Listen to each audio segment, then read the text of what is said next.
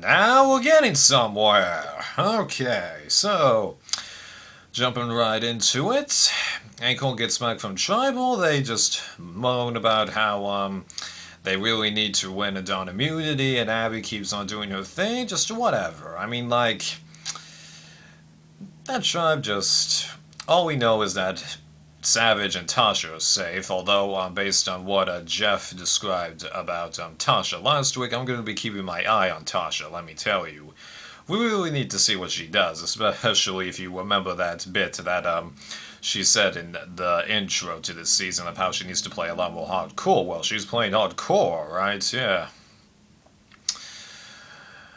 So then, that pretty much takes care of everything that happened on that tribe, because they just went from one tribe to the other before the reward challenge. So then, what's going on to KO? Well, it turns out I was right in that it ends up being everyone but Keith, idiot, Terry, coming together in a 5-person alliance, so they're throwing Terry on the outs, even though he's still being oblivious. Yeah, like every time this guy thinks that he's making progress, he immediately regresses 30 seconds later, especially since Jeff seemed to allude that actually he pressured Terry to go outside, and Terry thinks that he did it on his own. Yeah.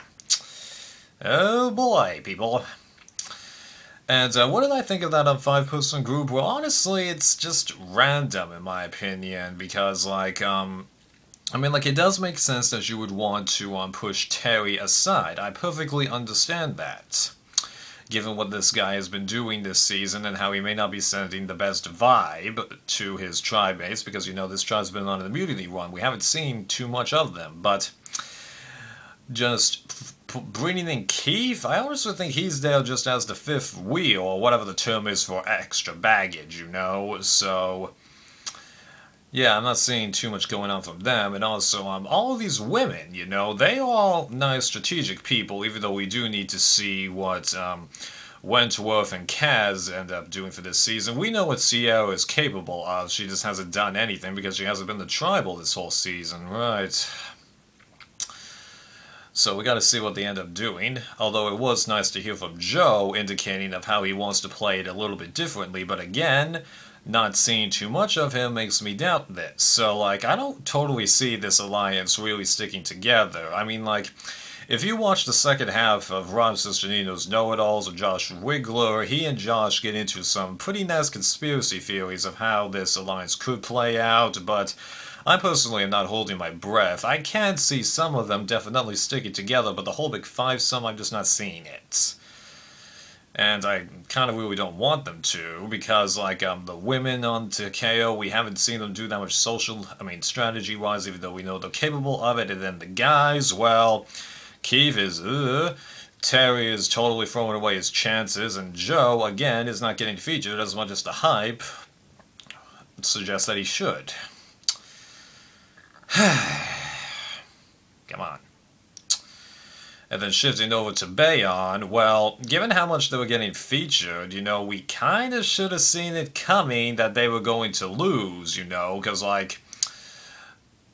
all the bit between Monica and Kimmy suddenly getting confessionals and kind of coming out of nowhere, yeah, I think we all should have known that. And, I had been thinking that, but at the same time I was kind of hoping that it wouldn't, because last episode left me with such conflicted thoughts on what tribe I wanted to lose that I was just like, whatever, I'm just going to let it play out. And how did I feel about that debate? Well, I get both sides, especially with the San Juan del Sur argument, of how to manage your food. Just grab a whole bunch of it and then let Jeff, quote-unquote, bail you out. And then also, since the tribes are eventually going to either decrease to 2 or just stay 3 tribes until the merge, which will probably happen at 12 like usual, so just, then other people could bring up the bailout situation, but, just, there's no good situation to really throw yourself in with this argument. You could easily believe one side or the other one. In my mind, just, yeah, really that was just the instigator of Kimmy vs. Monica and all that stuff, yeah. And how did I feel about them starting to get more prominence in this episode? Well, as for Monica, well, I can't speak too much about her because, as I've stated repeatedly, I haven't seen Samoa, so... Yeah, and how she keeps trying to bring up the girls alliance bit, just... Monica, there is no guys getting up on girls this season. And don't you realize at the beginning of this episode it was an even count of guys versus girls? Come on. Okay? There is no getting up that is happening this season. Okay? The only try that could possibly happen on is to KO, and even then it's unlikely. Come on, Monica. And then as for Kimmy, well... It is showing that she's a little bit more willing to take action, even though when she signed up, she definitely signed up for the experience, and Australia, I think, did provide a lot more stuff for the people than this location. She's not entirely better on the social handle, though, but if you're more willing to take action, it does appear that you are a little bit better, even though, like with Jeff, she is doing the mouthing off bit, but... You gotta remember, Jeff did the same thing, and they were arguing with each other quite a lot, even though the most infamous bit is the "don't wave your finger in front of my face." I don't even remember how that started. I don't really care to go back and watch that, so, But it was nice to see Kimmy get some more stuff, and I'm anxious to see what is going to come from her. It goes to show that Jeff was actually right in stating that we shouldn't pay attention to her, so that was nice to hear, and it's a bummer that they never got to...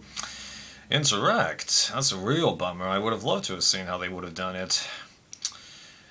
And then, thankfully, this episode started to show Jeremy, questioning his path with the tribe, trying to form bonds with everybody and go, let's see how this game goes and what's going to benefit me finally. I mean, like, he was basically Hinapu's unofficial leader in his first season, and he kind of fits that job description well here, because Steven, he's obviously not the leader. Spencer's an outsider. Kelly's an outsider. Kimmy isn't going to go into the leadership bits. And Monica, she's not a leader. She doesn't have that. So, process of elimination? Right. Okay. And also all the other comments that Spencer was doing, I did actually begin to believe that he was making more of an effort here, unlike his previous little bits, so that was nice. Almost 8 minutes in and I haven't even gotten to the reward challenge. That's funny. I got really no comment on that, honestly. I mean, like, it was a nice challenge going back and forth, but that's not really what was the highlight of focus for this episode, so I was a little disappointed that Bayon lost because they never really seemed to get into it, but, they did manage to rebound quite well, and like with the reward challenge last episode, it's luck that it came down to, so, can't complain that much. Although I did find it weird after the challenge that when they go to Angkor, they aren't really celebrating that much, and instead we just get Wu explaining little bits of what happened to one of his relatives. Sorry, I can't remember what it is now. And then Abby going, he might be lying. I really hated the fact that she did that, because I know that you can't completely trust anyone out there, but I think you should be able to tell when someone shares a story like that and they're being honest versus not honest. Because, I can tell that Wu here was being entirely genuine about the story and not lying about it. Like with Todd in China, where one of his sisters came and then described that his other sister suffered a miscarriage. I could tell that he wasn't lying or trying to create sympathy. This wasn't a Johnny Fairplay, people. No one's gonna try that again. No way, alright? So, come on, Abby. And you trying to compare about how, you have a tad bit of someone's, knee tendon or whatever inside you. It's not the same thing as a heart transplant, okay? Because you do realize that there are still ways to get around if you have troubles with your knee, huh? Come on. Abby, this was, I think, the moment where I really looked at Abby and just go, oh man, this season, that just wasn't a good moment for her, yeah. And then the way that Tasha was reacting to it, well, it's understandable that she wants to mellow the waters, but again, I think we want to keep our eyes on her. I'm anxious to see what she'll do. Who knows, Chaos Kaz could become Chaos Tasha. That'd be funny, actually. And ironic. And then the immunity challenge. Well, it was a nice challenge, although after listening to Rob and Josh discuss it, I kind of wish that they had actually, changed it up to where the targets weren't, all perfectly, in their own little area. I think they should have been a little more all over the place, like with the puzzles from last week. I mean, like, sure, that would have resulted in a lot more accidental hits, but I think that would have been a lot funner, and I think that would have actually been a little bit more fair to Bayon, because now that I'm thinking about it, yeah, being sandwiched between the two other tribes, not really the best, bit in fairness, I mean, like, I do understand that it would take, like, a lot of effort to, hit the other tribes'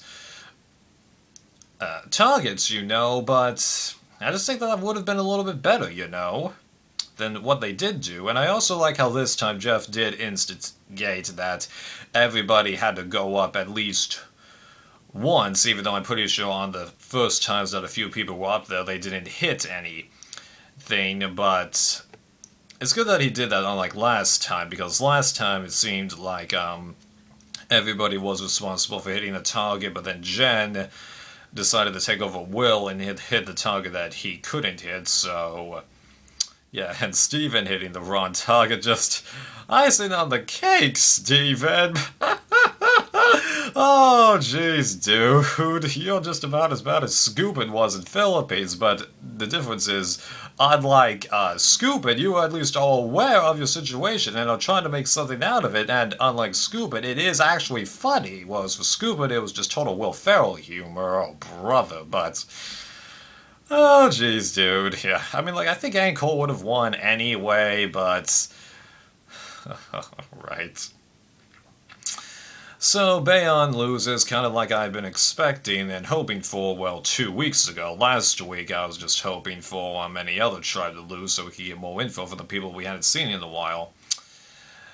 So Bayon loses. At first, everyone on the original Bayon little bit there was trying to decide between Spencer and Kelly. They, for whatever reason, decided to go with Kelly. Now, everyone keeps arguing that Spencer's strategic mind outweighs Kelly's ties to the other people. Well, the thing is, Spencer is social enough that I do believe that he would have told everyone on Bayon what happened when Shirin left. So, the Bayon people should think that Takeo was that close to cutting him, even though, as has been revealed to at least us, the plan did genuinely seem to be always get rid of Shirin, so that does give Spencer a little bit more pros, and also because, all these people have seen each other play, gotten to know each other a little bit more and all that stuff, it adds a lot more confliction of your minds, and it's the kind of situation where you would have to be there, really, I think, to appreciate it, even though I don't know why I'm saying this, because I'm never trying out for a reality show, and, like, I've already got an automatic disqualifier to keep me out of serving from the military. I'm autistic, mildly, I should add, so if I can't serve in the military, odds are I can't get on most reality shows. Well, not that I would try to, anyway. No one would really want me, I think, anyway, but, So just, we really got to think about this situation, and also, given how much emotionally Spencer seemed to be trying to handle things in this episode, I genuinely do get the thought process of deciding to, get rid of Kelly Wigglesworth over him. But then, Kimmy Snow's planting the seeds of potentially blindsiding Monica, especially after Monica was, her sayings, revealed to the other people, and, like, Stephen and Jeremy reacted the exact same way that I did when she brought up the girls bit, and they're just like, what? What is she doing? And I'm just like, I don't know, Monica. I think you're really putting yourself on tenterhooks, especially with the way you keep responding to Jeff, just, So, based on how everyone was talking to each other, I could tell that Spencer was, safe and that we didn't need to worry about him. Now, the fact that Kelly didn't get any confessionals this episode, everyone is saying that should have tipped me off, but the thing was, if you really think about it, she's gotten actually about the same amount of confessionals as Monica has this whole season, you know, so they could have gone either way in my eyes with this, alright?